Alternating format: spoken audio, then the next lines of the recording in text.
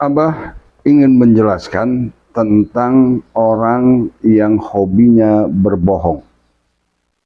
Berbohong adalah perbuatan yang tercela di dalam Islam. Allah Subhanahu wa Ta'ala sangat membenci pendusta dan menyiapkan hukuman bagi kaum yang berbohong.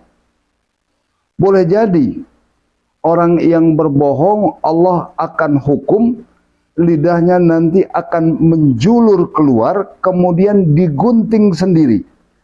Tumbuh lagi menjulur, digunting lagi terus menerus. Atau boleh jadi lidahnya akan menjulur panjang sampai ke lantai, kemudian pada saat berjalan dia akan menyapu jalan. Ada kotoran kambing disapu sambil dijilatin. Ada kotoran sapi disapu sambil dimakanin. Ada kotoran ayam disapu sambil dicicipin. Bisa saja itu hak Allah menyiapkan hukuman bagi orang yang berdusta. Sekarang ini kan mau menjelang bulan suci Ramadan. Banyak umat Islam yang bertanya, apakah berbohong dapat membatalkan puasa? Nah, orang-orang yang bertanya ini biasanya berkaitan nih dengan pemilu yang sekarang belum selesai-selesai. Yang kalah pasti akan menyerang dengan kebohongan. Yang menang akan membela diri dengan kebohongan. Sehingga punya kepentingan untuk berbohong. Sehingga dia bertanya seperti itu. Jawabannya menurut Profesor Quraisy Shihab di dalam bukunya, bahwa berbohong tidak membatalkan puasa, akan tetapi mengurangi pahala seseorang. Jadi silakan, kalau mau berbohong, bohonglah. Puasa memang tidak batal, tapi hukuman Allah tetap berlaku. Jangan coba-coba berbohong, walaupun bukan di bulan puasa. Yang namanya berbohong pasti ada hukuman dari Allah, karena Allah sangat benci kepada orang-orang yang berbohong. Apalagi bohongnya itu seperti orang minum obat. Sehari 3 kali berbohong. Ini sudah penyakit. Oleh karena itu jangan kita berbohong hanya untuk membela diri atau memberikan janji-janji atau hanya ingin menyenangkan orang lain. Nah, menurut ulama, Al-Auza'i mengacu pada sebuah hadis Nabi yang berbunyi, ada 5 hal yang membatalkan puasa. Yang pertama adalah menggunjing. Tahu menggunjing? Menjelekkan orang di belakangnya. Apa aja dijelekan.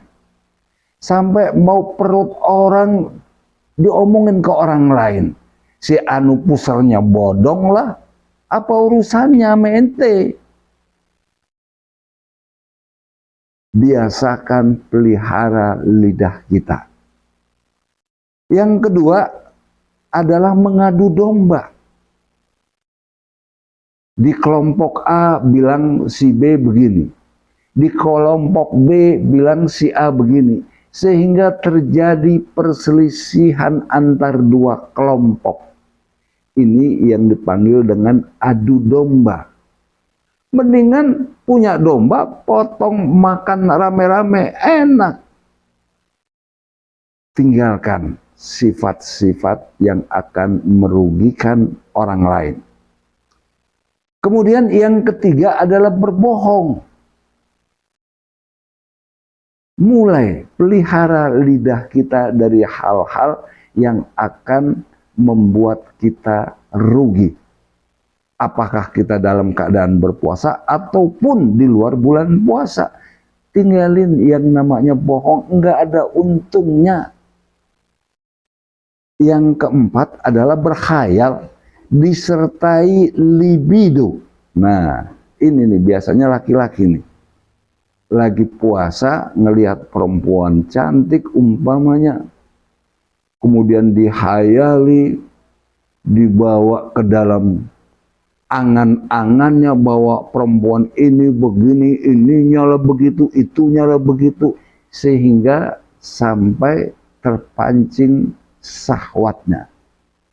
Hati-hati. Yang kelima adalah sumpah palsu. Tahu sumpah palsu? Bukan sumpahnya difotokopi jadi palsu, bukan. Sumpah palsu itu adalah bersumpah atas nama Allah, tetapi memberikan keterangan-keterangan yang berbohong. Keterangan-keterangan yang dusta, yang tidak sesuai dengan kejadian yang sebenarnya. Itu yang namanya sumpah palsu.